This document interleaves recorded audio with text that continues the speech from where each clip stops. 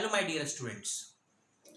Now I'm going to discuss the new CPU scheduling algorithm. It just like a SJF, shortest job first. This is SRTF, shortest remaining time first. This is not a non-primitive, this is primitive. Non primitive के case में ये था कि अगर CPU को कोई process allot कर दिया गया है तो वो तब तक एग्जीक्यूट होगा जब तक वो कंप्लीट ना हो जाए। लेकिन इन प्रिमिटिव केस में ऐसा नहीं है। यहाँ पर प्रायोरिटी बेस्ड है, टाइम बेस्ड है कि किस टाइम पे, फॉर एग्जांपल मैं 0 से 1 लिया, 1 के बीच में कोई प्रोसेस आ गया तो मैं एक यहाँ पे क्वांटम टाइम लेके चलूंगा, एक लिमिटेड टाइम, जिस टाइम में प्रोसेस को एग्जीक्यूट करूंगा, आगे बढ़ूंगा, फिर प्रोसेस को लूंगा, फिर आगे एग्जीक्यूट करूंगा। कैसे भी हम लोग डिस्कस करते हैं, ये प्रिमिटिव का केस है। यहां पर अगेन मैं एक गैंग चार्ट बना लेता हूं। स्टूडेंट इस वाले एल्गो को थोड़ा सा ध्यान से देखिएगा, ये थोड़ी सी ट्रिकी एल्गोरिथम है, इजी है बट आप समझ जाएंगे, डोंट वरी। देखिए प्रोसेस P1 अराइवल टाइम 0 है, जैसे मैंने पहले ही बताया है कि हम लोग हर एक एल्गोरिथम में अराइवल टाइम को देखेंगे, और शॉर्टेज रिमेनिंग टाइम है। तो शॉर्टेज जॉब का मतलब यहाँ पर क्या है, बर्स्ट टाइम। जब हमें शॉर्टेज जॉब की बात आएगी तो हम बर्स्ट टाइम को शॉर्टेज देखेंगे और अराइवल टाइम हमारे पास है। यानी कि आप देखिए P1 प्रोसेस का जो अराइवल टाइम है वो 0 है, यानी कि P0 P1 पर आया। लेकिन अब इसका बर्स्ट टाइम जो है वो 5 है, 5 मिली सेकेंड मिनट भी आप बोलिएगा। लेकिन उस 5 के अंदर में देखिए, अगर मैं 5 तक एक यहाँ पे टाइम ड्यूरेशन 0 से 5 का लेता हूं तो 1 2 3 4 इतना टाइम ड्यूरेशन के बीच में अगर कोई प्रोसेस आ गया, क्योंकि प्रिमिटिव का केस है, यहाँ स्विच होने के चांसेस हैं और यहाँ स्विच होता भी है, तो उस केस में क्या होगा, वो प्रायोरिटी वाला केस तो छूट ही जाएगा। वो प्रायोरिटी, जिसकी प्रायोरिटी सबसे ज्यादा थी, जो एग्जीक्यूट होना ही चाहिए था, वो तो एग्जीक्यूट होगा ही नहीं, क्योंकि ऑलरेडी 0 से लेके 5 तक तो ये पहला ही प्रोसेस चल रहा है। नॉन प्रिमिटिव के केस में तो, अगर नॉन प्रिमिटिव का केस होता है तो मैं कंप्लीट 5 एंटर कराता, सीपीयू को 5 टाइम का देता, प्रोसेस 0, वो जब तक एग्जीक्यूट होता है तब 5 कंप्लीट ना हो जाए, नॉन प्रिमिटिव के केस में। बट प्रिमिटिव के केस में मैं क्या करूंगा, एक इसमें क्वांटम टाइम ले लूंगा, एक सिंपल एक इसमें से टाइम निकाल लूंगा, लाइक 1 1 का, क्योंकि मैं 2 रखूंगा तो 1 से 2 के बीच में 1 आ जाएगा। तो मैं क्या करूंगा, हर एक के बीच में 1 का गैप रखता हूं, 1 एक क्वांटम टाइम की स्पेस, एक स्लाइस टाइम रख लेता हूं। फॉर एग्जांपल 5 में से मैंने इसको एग्जीक्यूट किया 1 एग्जीक्यूट किया, तो मेरा भी कितना बचा यहाँ पर 4, ठीक है।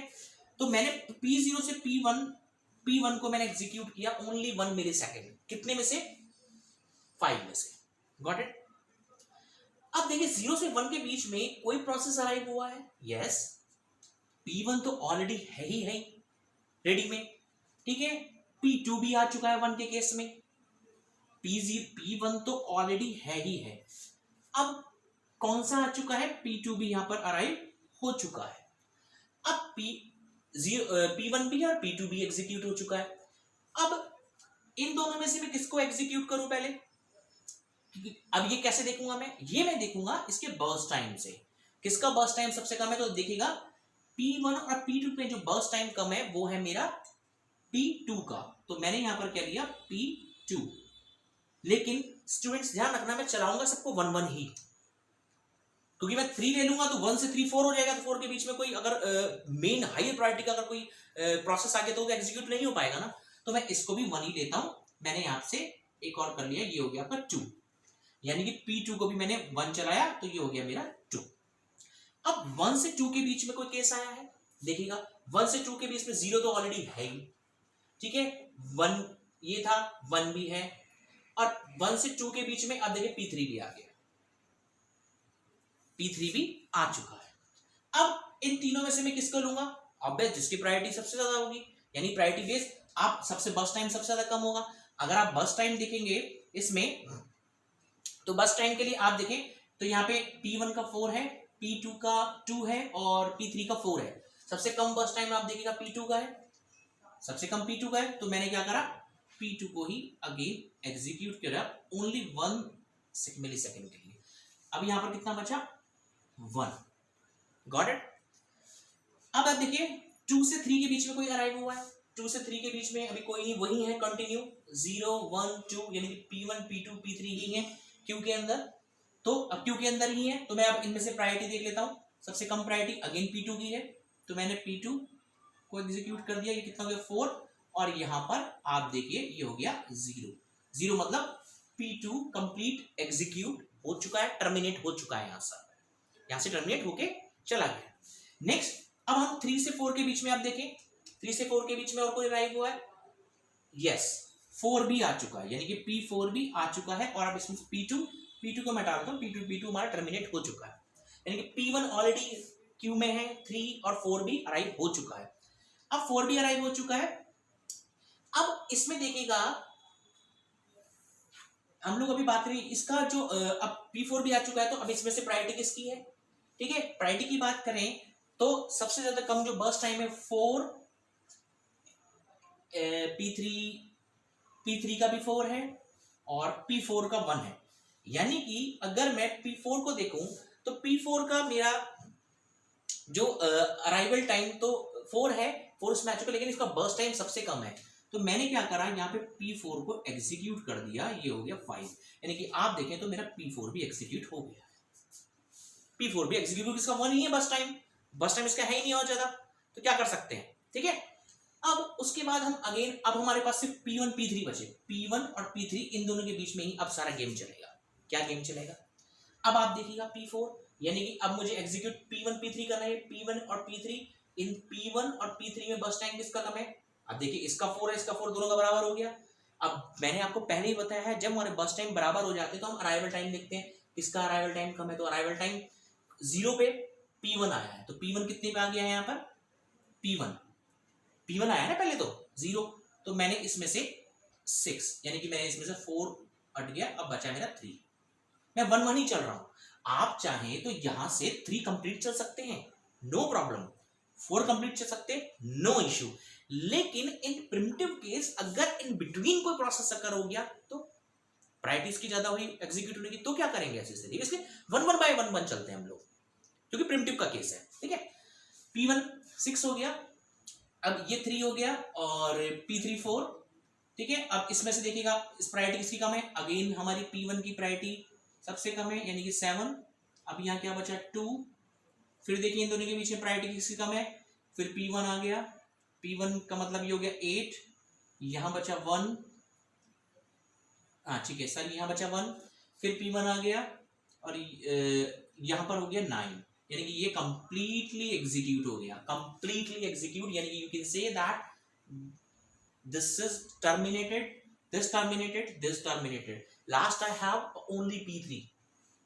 आप चाहें, मैं फिर बोल रहा हूं, आप चाहें तो इसको exactly 4 लिख दें, क्योंकि अब लास्ट में 9 और 4 13 बचा है।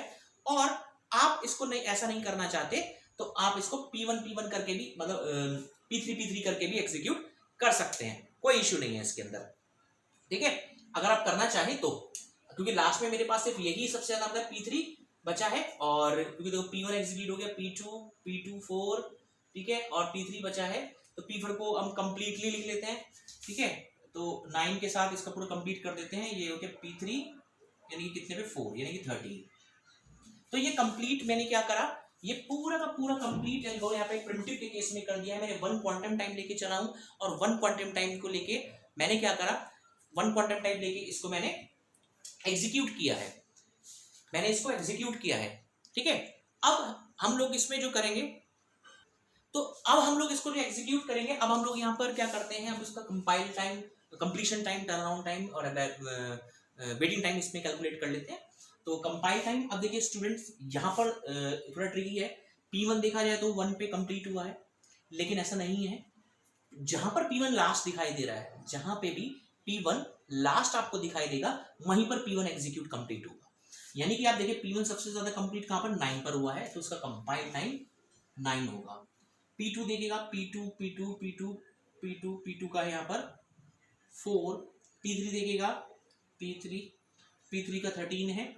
लास्ट में देखिएगा P4 का, देखिएगा P4 का 5 है, क्योंकि P4 और जगह नहीं है। ये इसके कंप्लीशन टाइम आ गए। अब इसका टर्न अराउंड टाइम निकाल लेते हैं। टर्न अराउंड टाइम क्या होता है हमारा?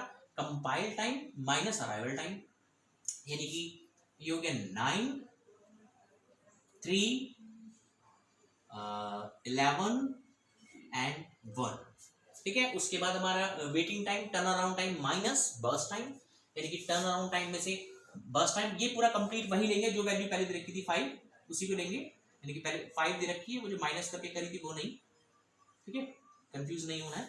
टर्न अराउंड टाइम, तो टर्न अराउंड टाइम में हम टर्न अराउंड टाइम में से बर्स्ट टाइम माइनस करेंगे, यानी कि ये हो गया हमारा 4 0 और 11 में से हमारा 7 4 11 यानी कि 7 और ये हो गया हमारा 0, ठीक है।